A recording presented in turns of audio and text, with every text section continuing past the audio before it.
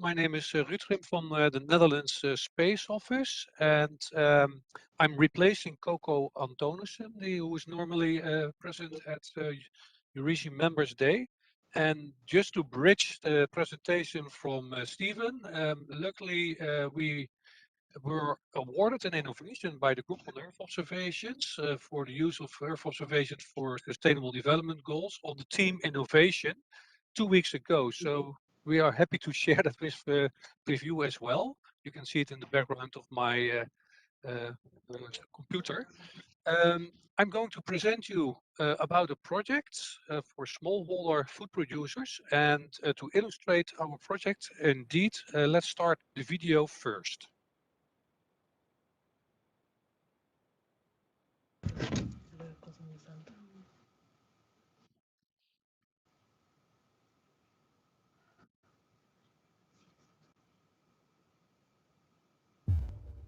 As citizens of the world, we face the extraordinary challenge of feeding nearly 10 billion people by 2050, every single day.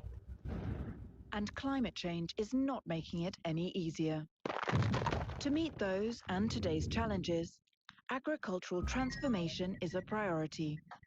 Science and technology can improve food security by empowering the most important actors in the food production chain.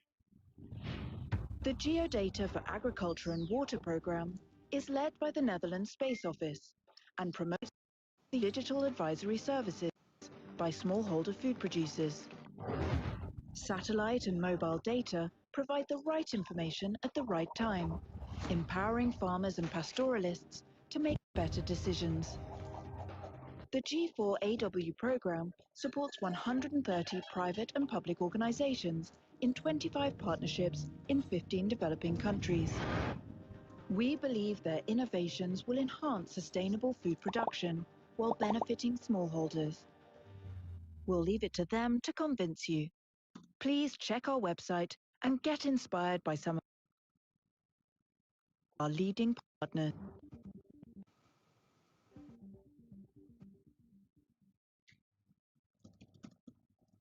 Okay, thank you very much.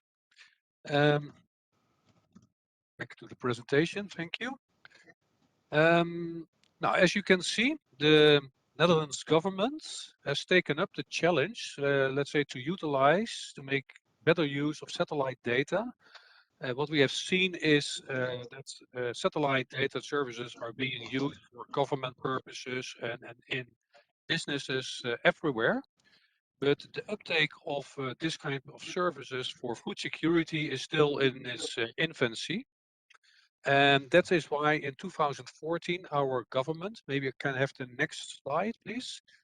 In 2014, our government has taken, let's say, the challenge to bring this technology to the benefit of smallholder food producers. And as just shown in the video, we had 25 projects going on, and let's say at least half of them have been finalized now. So we have also insights from our program. But maybe let's go to the next slide. So in our program, on the left, you see what we have achieved so far. We are, in fact, almost at 4 million smallholder farmers that have been participating and being trained in using the services. And about 1.2 million users make use of the services on a regular basis. And the key elements in all the different projects are highlighted on the right. And I hope you will share the presentation to the members at a later stage if possible. Next slide, please.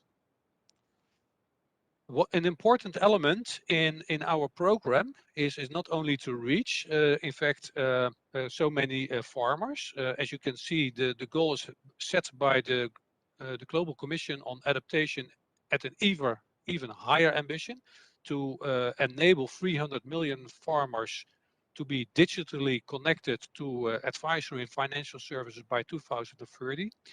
But the big challenge behind the whole program is how can you make the service provision sustainable. So what is the business model behind the service provision? Since a lot of farmers are, in fact, they have very small incomes, and it's very hard for them to pay for the service provision. So there is a certain business model behind the service provision that should provide the revenues to continue the service provision and to scale up. Next slide, please. I'm going to give you a few examples from our program.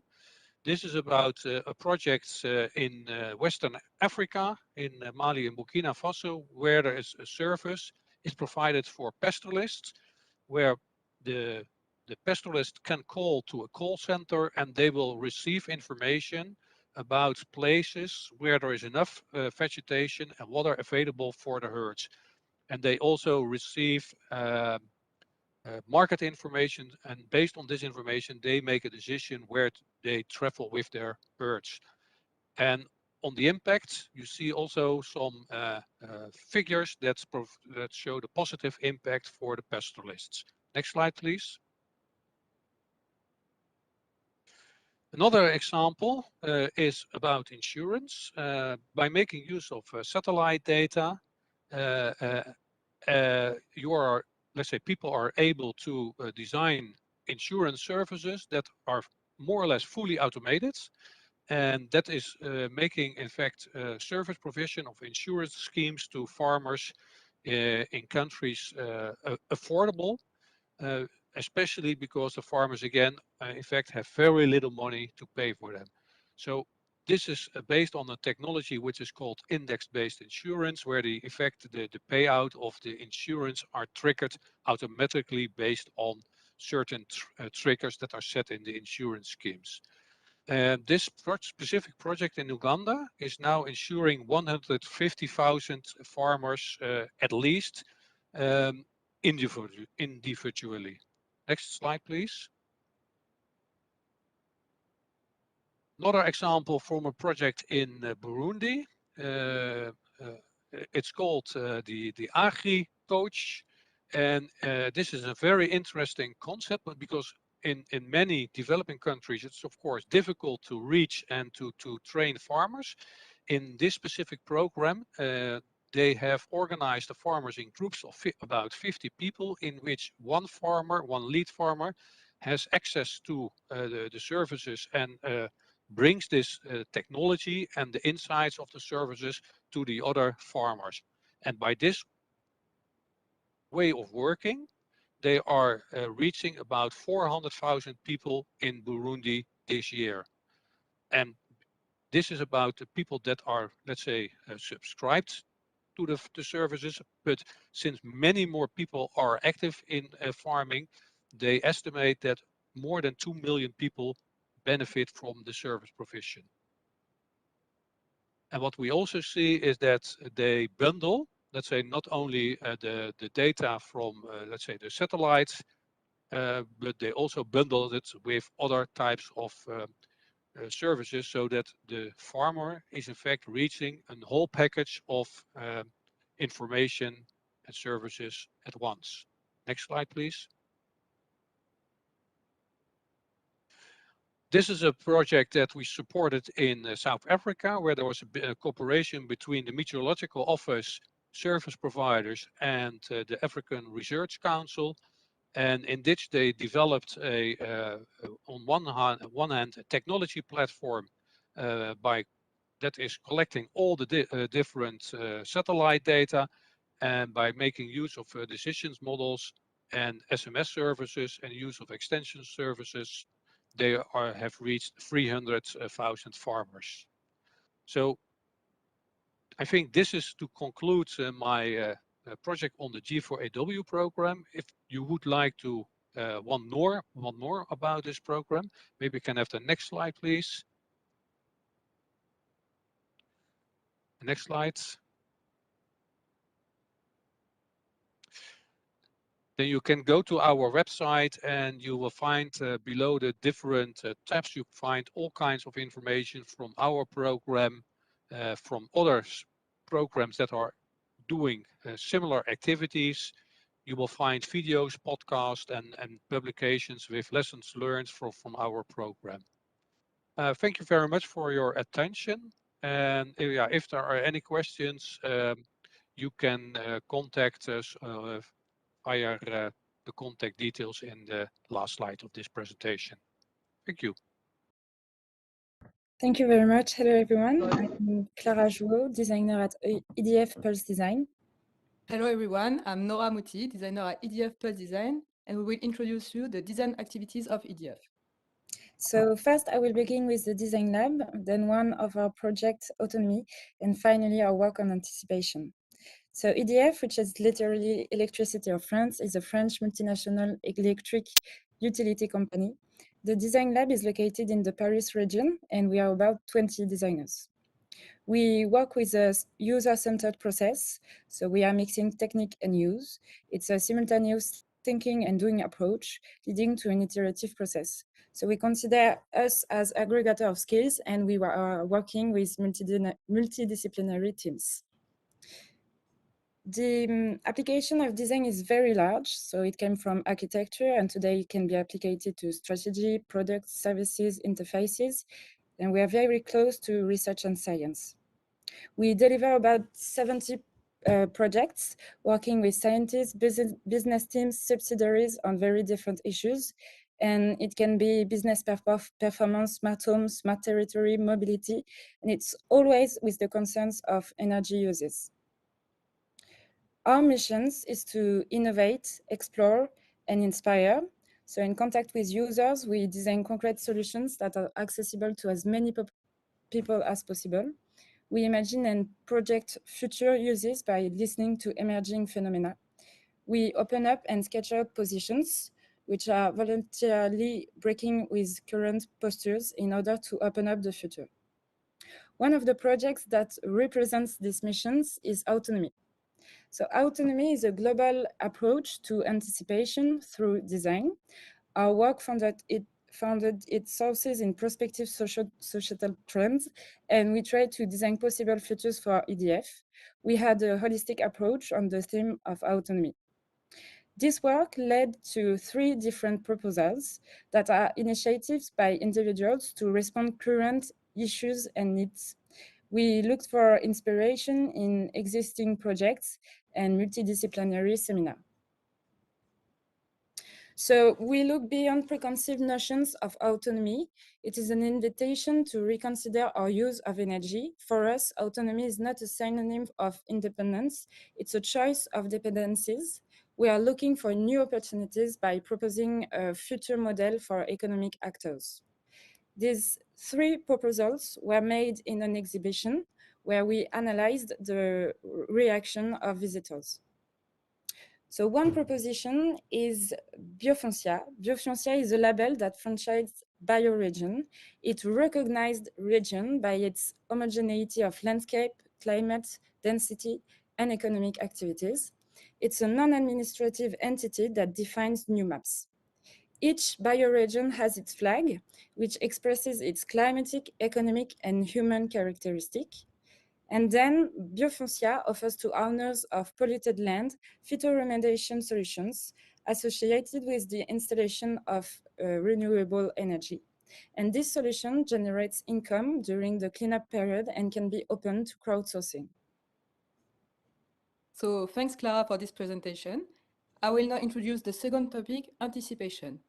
Anticipation is a work cell of Pulse Design, which aims to question prospective subjects and co-design in response, among others, scenarios of uses, products, services. Since May 2021, Pulse Design has been engaged in exploratory work in support of the strategic pole of EDF. The objective, to provide initial elements of opportunity to different themes, in particular space. So let's go further by taking a look at this map.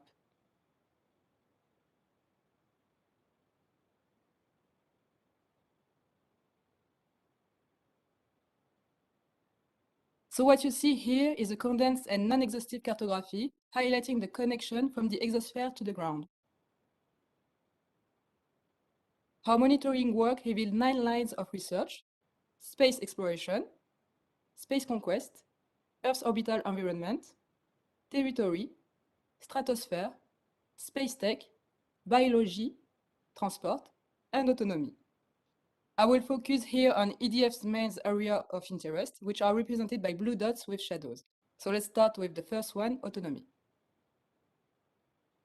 This axis differs from the project presented by Clara because it concerns future life support and the lunar station with a strong theme, modularity, which is illustrated by the future technological demonstrator, spaceship. So now let's get to the second one area, transport. Nuclear operators as EDF cannot miss the prospects of the hydrogen market, so why not think of EDF as a future leader in the production of low-carbon hydrogen for airplanes? The third area is space tech. The application possibility of satellite data are very wide, and they will be extended with technologies such as drones and IoT. This new data could transform EDF's economic model in the coming years. And of course, the last one is closely linked to the third one, and it's territory. We can find some themes which are application cases on which Pulse Design is working now, such as precision agriculture, the smart grid with the development of e-mobility, the establishment of new power plants, and of course, biofoncia. Our motto at Pulse Design is to detect and reveal opportunities with decarbonation as a conductor line. On the one hand, societal and environmental issues, and on the other, technologies. Pulse Design is placed between in order to bring out hypotheses or uses and to embody them. Our ambition, explore to reveal the interconnections and design innovative uses of satellite application.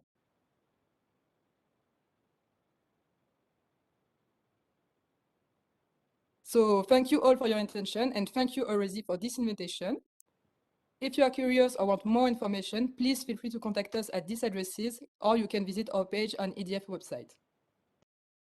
Dear ladies and gentlemen, dear Eurisy friends, I'm very happy that I can be with you today at Eurisy 2021 Members Day, even though just like this through a pre-recorded message.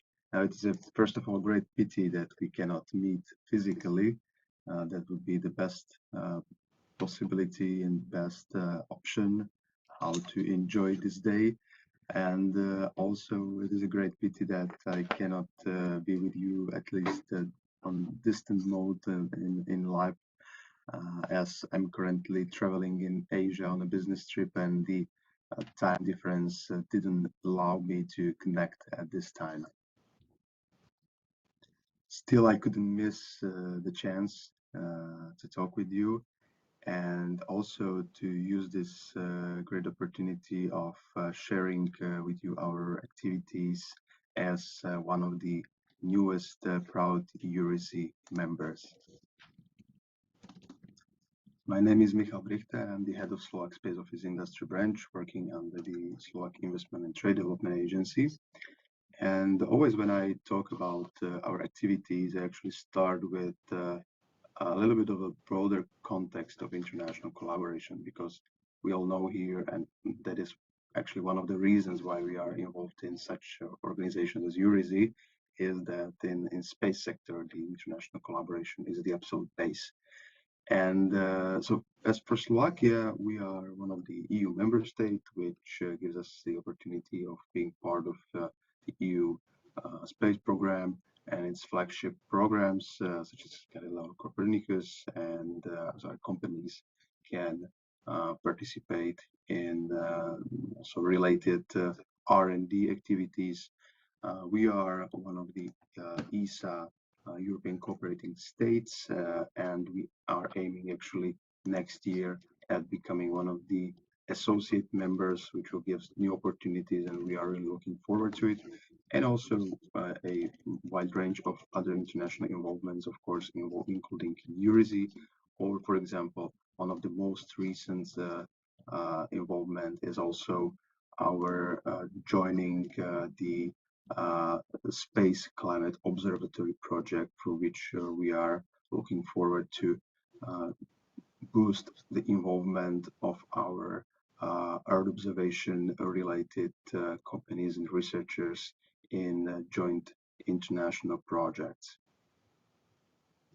So now about our activities and more precisely about our mission. So what we would like to achieve as the part of the space governance structure here in Slovakia, responsible for the sector development and international collaboration. So first of all, yes, the point number one is the sector development and helping the ecosystem in the country grow, helping the interconnections and synergy creation. So all in all, we aim at unlocking the hidden potential of the ecosystem. Secondly, we aim at boosting international collaborations, and through that, to increase the possibilities generated for our researchers and companies in being part of international projects and the European and also outside Europe value chains. So this is the opening the door part in both ways, actually, from Slovakia to the world, and also vice versa for our foreign partners when they want to identify the most suitable partnerships here in our country. And this all in all creates the third point, which is our aim at bringing a bit of a new space approach to space governance in our country, which shows mostly in a way that we are trying to increase the amount of new players, including startups or even venture capital funds, into the ecosystem. And also, we're trying to work also with the new emerging sectors, segments, and markets which are related to the space field.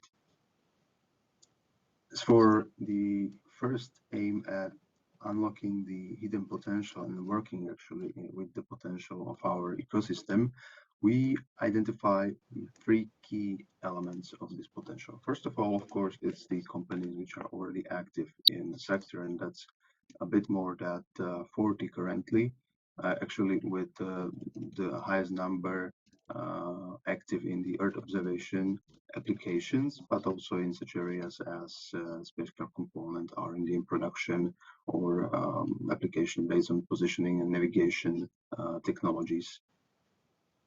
The second main pillar of the potential is the technology transfer or the academia business collaboration.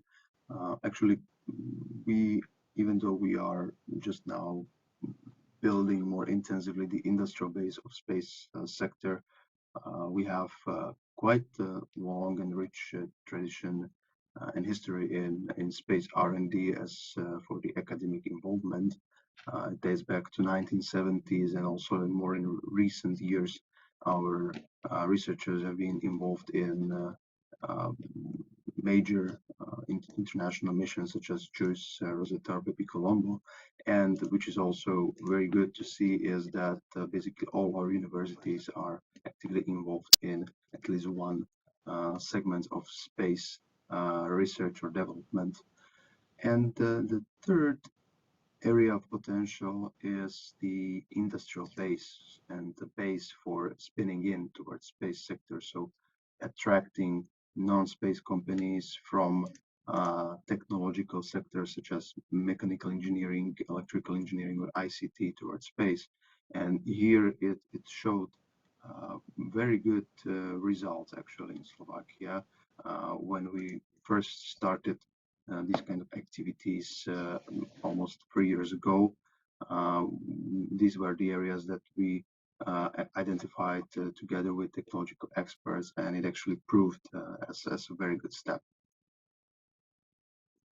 The Slovak Space Office was established only this May, so it's quite young entity, but it builds on a more than 2 years of systematic work that we at SARIO have been doing when it comes to the sector development and international collaboration in developing the space field. And actually over these 2.5 years of our involvement, we have managed to quite significantly increase the number of companies active in space, and also to create a significant number of local and international partnerships and project collaborations.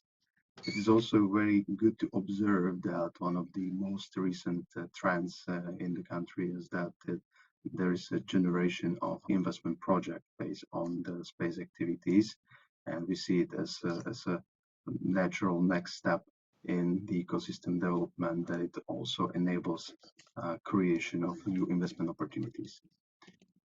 As for the second main area of our activity, the international collaboration, or as I mentioned, the opening the door part, we are trying to build up a broad network of international partners from offices, agencies, associations, companies, association in Europe and also outside Europe to support all these activities that we do for our companies and researchers, and to help the world get to know our ecosystem and the capabilities of our companies, and vice versa, to help our companies and researchers to identify some collaboration opportunities and collaboration potential. So, of course, we'll be happy to discuss with all of you any kind of questions or any kind of suggestions or ideas for collaboration that you might have.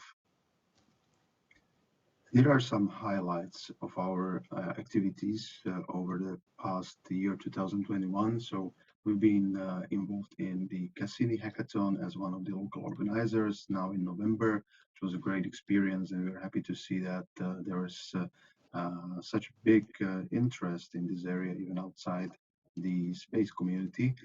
And what we were mostly happy about was that out of the 6 teams that were here, 2 actually afterwards got also involved in our second initiative, which is the Slovak Space Incubator that has just launched, and we are aiming here at supporting the completely new projects in their first steps to become successful startups, and to assess their project and be ready for receiving some project funding or some VC funding. And we do this actually over the Slovakia, so in 3 different cities, to try to attract the most of the young students and the young experts potential, which is in these cities in the country. Other bigger activities as for events, definitely there was our Emerging Space, the 3rd edition, the conference we organize, International Space Industry Conference related to emerging topics such as emerging spacefaring nations, emerging players and emerging domains. And we were mostly happy that also Eurisy was represented here. And also being involved in the program of the Slovak Pavilion, and also the main Expo Dubai program during the Expo Dubai 2020 Space Week, which was in the second half of October this year. And it was actually followed by the 72nd International Astronautical Congress, where we also had quite a significant presence, and I was happy to meet many of you there. So this is all from me for now. I'm sending you my warmest greetings from Taipei, and I wish you great conference and great discussions, and hopefully we will be able to meet all together next year in Paris. My colleague Daniel Shagat, who is responsible for the international collaborations in my team, is present at this today's Members Day online. So in case you would have any questions, or in case you would like to reach out, you can also reach out to him today, or you can use the contact details you see on this slide. So thank you for your attention, and I wish you a wonderful day.